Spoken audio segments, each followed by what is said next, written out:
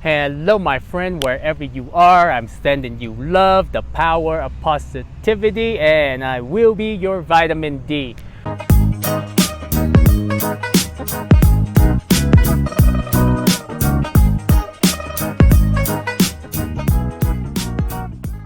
But my friend, it's been a while since I've talked about being an American citizen and being a U.S. national.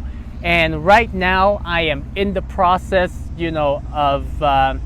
of correcting my status. So pretty much, okay, if I have to summarize it, like I said, I think I've only made like one video about it, and I was learning about it. I didn't know enough, but it's very basic. Okay, so basically, you can go from a national to a citizen, or you can go from a citizen to a national. So basically, a national is kind of like you are protected by the Constitution. You have irrevocable right, and you can work anywhere, you can live anywhere, and and the IRS, there's a term that they use, but you are not part of the IRS system. So however, when you switch from citizen to national, you have no you cannot vote. And the other thing is, you cannot be in office, any kind of position in office. And it's I'm currently in the process, and good news, right?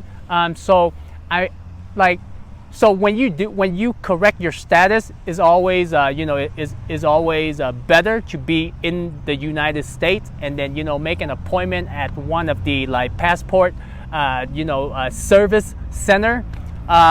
In my case, it happens to be in Seattle, Washington. So traveling for a while, I miss home.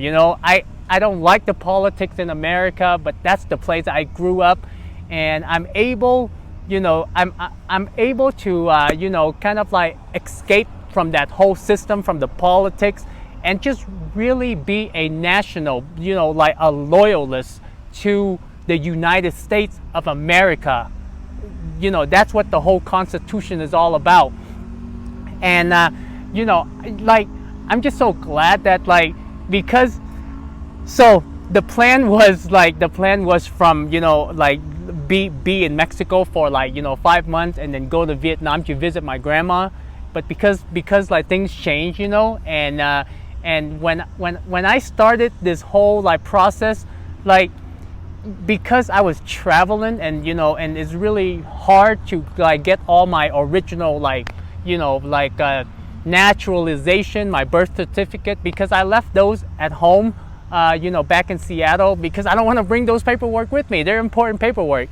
So now that I'm able to go back there and get an appointment to go and correct my status. And the other thing is, I've been I've been asking my sister to finish the rest of the the bipolar poet, because right before I left, I made 20 copies already, and then I think I have about another 20 or 25, and she been helping me trying to get that done for me. The only essential oil in the universe where you can take it and become enlightened, or you can use it to battle evil spirits, aka butthurt people. So I can, when I go back there, I can, spend time with the family. I can, make an appointment to correct my status, and then also gather all of the bipolar poet. And then after Seattle, Washington, after I get to spend time with my family, I can go back to Vietnam and visit my grandma. And, and I plan to, stay there for at least a year. Why?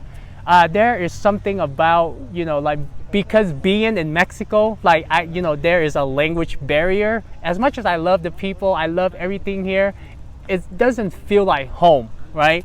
And Seattle, Washington is definitely home for me, other than the politics. But from what I heard, everything is back to normal. And even as of right now, December 8th or 9th of 2022, and I don't need vaccination or the negative PCR test or antigen test. I just go back in as an American citizen, so hooray.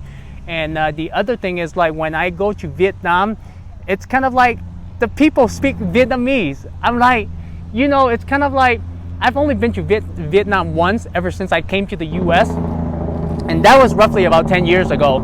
So, like, I'm really excited about this whole process, and it just like, the one thing that I want to do when I go back to Vietnam is be on the countryside. I always have that vision of, like, being on a hammock, looking out at the rice field, the wind blowing, and then, just have like rice, vegetables, and maybe tofu, eggs. People live a very simple life. And the other thing that I want to do is, I know, I'm gonna make an exception. I mean, I'm still on my, the trial period of being a vegetarian. But when I go back there, I'm gonna ask my mom, like, hey, when I was in your belly, what kind of activities did you do? And and what kind of food did you eat? Where did you go? I want to relive those moments. And it's gonna be exciting. I will share you the story, and definitely I will keep vlogging when I go to Vietnam. I will keep producing content and kind of bring you guys along with me on my journey. And remember, the reason why I'm doing this is because I feel like everyone is significant, meaning that when I look back 3 years ago where I was at and where I am now and where I'm going, like, I look at life and I'm like blessed, and I think that you, my friend, that are watching, you should also document your life.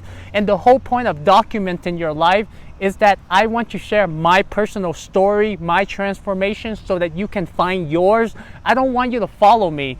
Take what you can, take the good, and apply it to your life. I don't want you to become me. I'm just a common guy with a common life. I voice my opinion on what is wrong and what is right, but at the end of the day, this is really important for me. And like, knowing who I am as an individual, what my purpose is or are. My mission statement, I recently saw this, Patrick from Patrick Bet David from Valuetainment. Man, he is a good business leader. And mission statement, you got to have a mission statement. And I guess, like, when I first started my journey, I remember I said I want to travel the world, I want to make comedy, I want to make music, I want to start speaking at events. But now I started thinking about my mission statement. Well, definitely freedom. You need freedom to be able to do all of that. But my mission statement is to awaken myself and then share my journey so that I can awaken the people that are listening. That's all it is. That's my mission statement. It's plain and simple. So, my friend, that is my excited story that I want to share with you. I just can't wait. So, much love, and I will see you in the next video. Tada!